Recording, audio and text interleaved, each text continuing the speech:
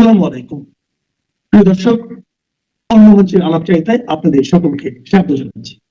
এখনকার আলোচনার বিষয় ভাবের ঘরে চুরি করছেন জেনারেল ওয়াকারুজ্জামান।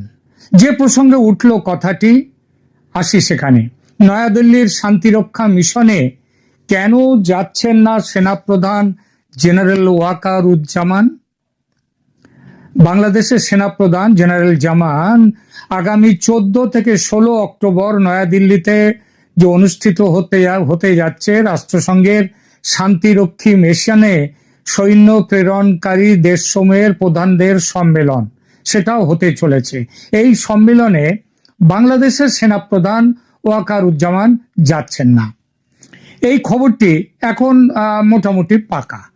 বাংলাদেশের একাধিক মেইন স্ট্রিম মিডিয়া প্রথমে জানিয়েছিল যে জেনারেল জামান এই সম্মেলনে অংশ নেবেন, কিন্তু পরে জানা যায় তিনি ব্যক্তিগতভাবে যাবেন না, তবে তার জায়গায় বাংলাদেশের আর্মি ট্রেনিং অ্যান্ড ডক্ট্রিন কমান্ডের GOC lieutenant general Moinur Rahman তিনি যাবেন বাংলাদেশের প্রতিনিধি হয়ে। প্রশ্ন উঠেছে, সেনাপ্রধানের দায়িত্ব নেওয়ার পর থেকে বাংলাদেশ সেনাপ্রধান আমেরিকা, রাশিয়া, কানাডা, ক্রোয়েশিয়া, চীন, মালয়েশিয়া নানান দেশ সফর করেছেন।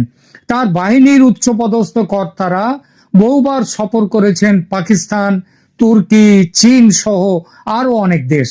কিন্তু সবচেয়ে কাছের দেশ, যে দেশের পেটের মধ্যে বসে আছে বাংলাদেশ, সেই ভারত সফরের কথা, সেই ভারত সফরে কেন গুরুত্ব দিচ্ছেন না সেনাপ্রধান? কেন তিনি নিজে বা তার বাহিনীর কোনো উচ্চপদস্থ অফিসার ভারত সফর করেননি? কারণটা দু দেশের সাধারণ মানুষের কাছে অজানা নয়। ভারত বাংলাদেশ সম্পর্ক বর্তমানে ইতিহাসের শীতলতম পর্যায়ে। এই পর্যায়টি এমন যে দু দেশের মানুষের ধারণা যে কোনো মুহূর্তে যুদ্ধ বিগ্রহ লেগে গেলেও অবাক হওয়ার কিছু নেই। সম্পর্কটা এমন জায়গায়, সম্পর্কের এই অবনতির মূলে অনেকটা দায় যে পড়ে মোহাম্মদ ইউনূস ও তার সরকারের ওপর, এটা স্বয়ং বাংলাদেশ সেনাপ্রধান নিজে স্পষ্টভাবে বলেছেন। একাধিকবার দোষ চাপিয়েছেন তার নিজের দেশের শাসকদের ওপর, নিজের দেশের দলের ওপরে, তাদেরকে সতর্ক করে দিয়েছেন। বাংলাদেশ সেনাপ্রধান জেনারেল ওয়াকারুজ্জামান সরাসরি দেশের সরকার বা অন্তর্বর্তী প্রশাসনকে ভারত বিরোধিতা বন্ধ করার আহ্বান দিয়েছিলেন কয়েক মাস আগে। মোহাম্মদ ইউনূসের অন্তর্বর্তী সরকারের পক্ষে বাংলাদেশ বর্ডার গার্ড, বিজিবি ও সেনাবাহিনীকে ভারত বিরোধী কৌশল নিতে বা সীমান্তে সংঘাত বাঁধিয়ে ভারতকে উস্কানি দিতে চাপ দিচ্ছিল সমানে। জেনারেল ওয়াকারুজ্জামান সেই পরিকল্পনাকে ধ্বংসাত্মক ও বিপজ্জনক আখ্যা দিয়ে স্পষ্টভাবে জানান বাংলাদেশ সেনাবাহিনী কোনো অবস্থাতেই সীমান্তে উত্তেজনা সৃষ্টি করবে না, এবং বিজিবি মানে বাংলাদেশ বর্ডার গার্ড তারা যেন এ নিয়ে কোনো সরকারি নির্দেশ মেনে ভারতের সঙ্গে সংঘাতে না জড়ায়। তিনি নিজে এই সংক্রান্ত সব নির্দেশ দেবেন, এটা বিজিবির মহাপরিচালককে স্পষ্ট করে তিনি বলে দিয়েছেন। তিনি এই পরিকল্পনার বিপক্ষে অবস্থান নিয়ে সরকার ও জাতীয় নিরাপত্তা উপদেষ্টাকে এই ধরনের ভারত বিরোধিতা থেকে বিরত থাকতে বলেন এবং সতর্ক করেন। কারণ এমন উত্তেজনা নিয়ন্ত্রণের বাইরে চলে গেলে দেশের স্বার্থ ভীষণভাবে বিঘ্নিত হতে পারে। এছাড়া বিভিন্ন সাক্ষাৎকারে জেনারেল জামান বলেছেন, বাংলাদেশ ভারত সম্পর্ক পারস্পরিক সুবিধা ও পরস্পর নির্ভরতার উপরে গড়ে ওঠা এবং কোনো পক্ষকেই অপর পক্ষ যেন আধিপত্য না দেখায় বা তাদের সাথে সম্পর্ক খারাপ করার চেষ্টা না করে। তিনি স্পষ্ট করেন বাংলাদেশ ভারতের বিরুদ্ধে কিছু করবে না এবং ভারতের কাছ থেকেও তিনি একই প্রত্যাশা করেন। আর ভারতও কখনোই বলেনি তারা বাংলাদেশের উপরে ঝাঁপিয়ে পড়বে, কিন্তু বাংলাদেশ থেকে একের পর এক প্রভোকেশন চলে আসছে। তিনি চেয়েছেন, ওয়াকারুজ্জামান চেয়েছেন দুই দেশের সম্পর্ক সৌহার্দ্য ও সহমর্মিতার ভিত্তিতে গড়ে উঠুক। রাজনৈতিক স্বার্থ সিদ্ধির অস্ত্র যেন এই সম্পর্ক না হয়।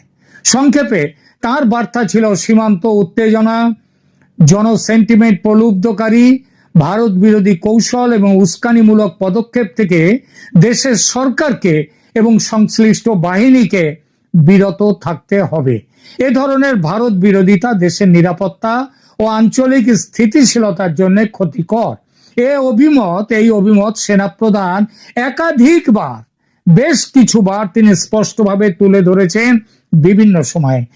হেন ওয়াকারুজ্জামান কেন নয়াদিল্লিতে এই সম্মেলন সতর্কতার সঙ্গে এড়িয়ে যাচ্ছেন? এই প্রশ্নটা একেবারেই অস্বাভাবিক নয়।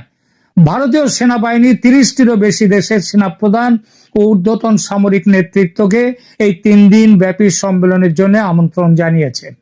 জাতিসংঘের শান্তিরক্ষা মিশনের ইচ্ছা অনুযায়ী এই সম্মেলন এবং এই আমন্ত্রণ।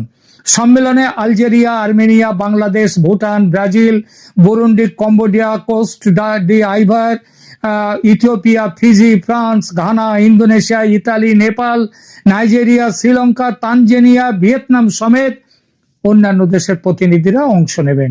সম্মেলনের মূল উদ্দেশ্য কি? মূল উদ্দেশ্য হলো শান্তিরক্ষা সহযোগিতা জোরদার করা, প্রযুক্তির ব্যবহার বৃদ্ধি করা এবং শান্তিরক্ষা কার্যক্রমে ভবিষ্যতের পথ নির্দেশনা দেয়া। গুরুত্বপূর্ণভাবে ভারত এই সম্মেলনে কিন্তু পাকিস্তান ও চীনকে আমন্ত্রণ জানায়নি, অথচ চীন ও পাকিস্তান দুটো দেশই কিন্তু জাতিসংঘের শান্তিরক্ষা মিশনে সেনা পাঠায়। এই যে চীন এবং পাকিস্তানকে নিমন্ত্রণ না করা, এটা জাতিসংঘের নির্দেশে নিশ্চিতভাবেই হতে পারে না, এটা ভারতের একক সিদ্ধান্ত ছিল। আর ক্রিকেট মাঠে যাদের সাথে হাত মেলায় না তাদের সামরিক কর্তাদের সাথে এখানে বসবে, পাকিস্তানের সাথে বসবে একই তাদের সামরিক কর্তাদের ডেকে নিয়ে, এটাও হতে পারে না। সুতরাং এটা ভারতের একক সিদ্ধান্ত।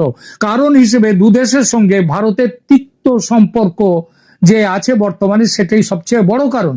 কিন্তু তাই যদি হয় তাহলে বাংলাদেশকে নিমন্ত্রণ কেন? বাংলাদেশের সঙ্গেও তো ভারতের সম্পর্ক ভালো নয়।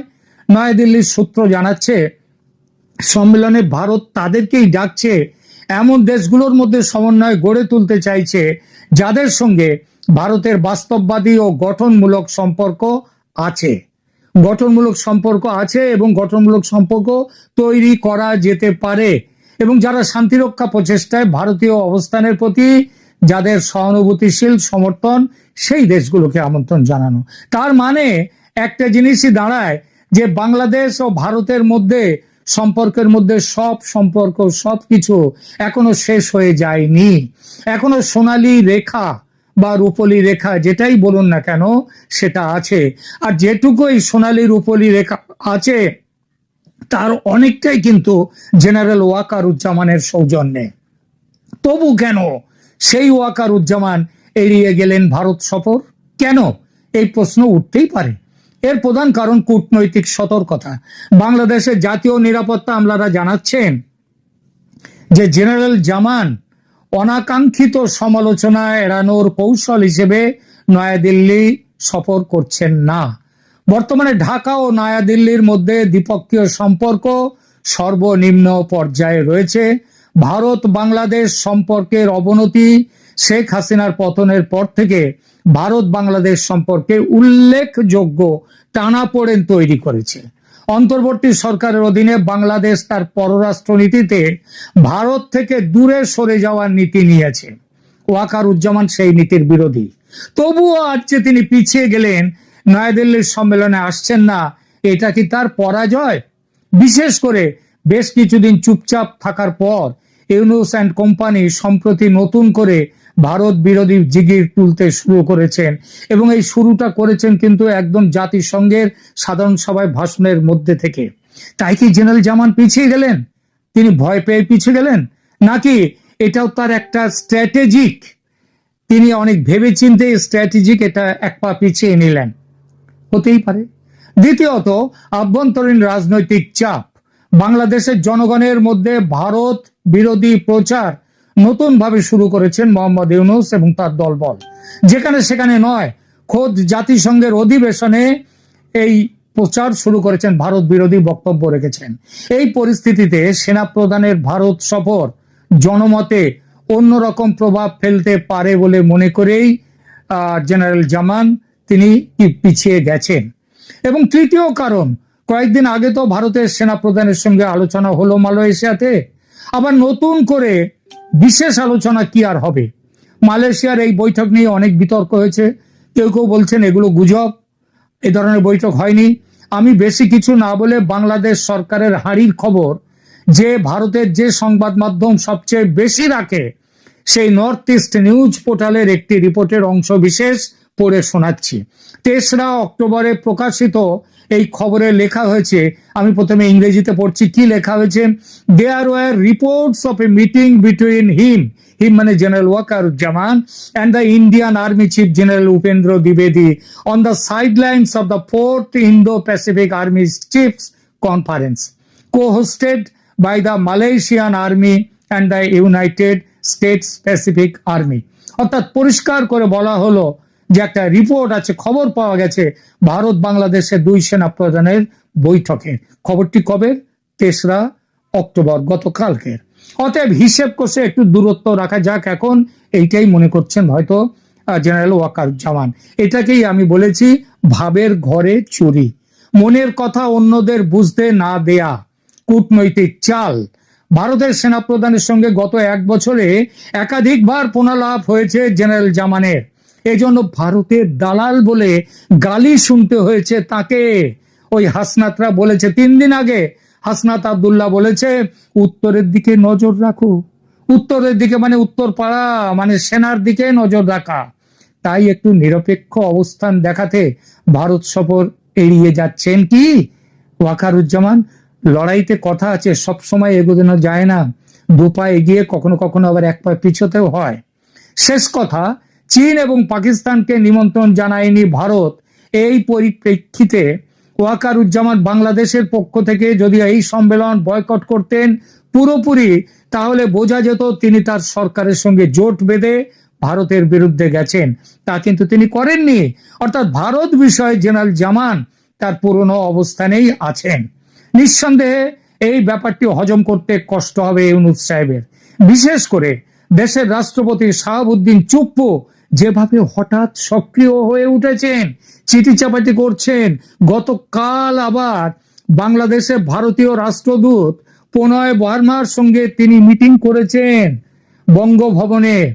সুতরাং শাহাবুদ্দিন চুপ্পু যেভাবে হঠাৎ সক্রিয় হয়ে উঠেছেন, তখন সেনাপ্রধানের এই যে কূটনৈতিক চাল, এই কূটনৈতিক চাল কিন্তু হজম করতে মুশকিল হবে ইউনূস সাহেবের।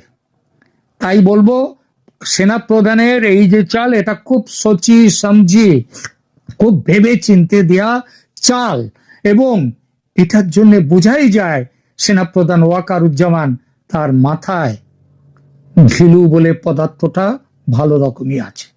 এখনকার মতো এখানেই রাখছি।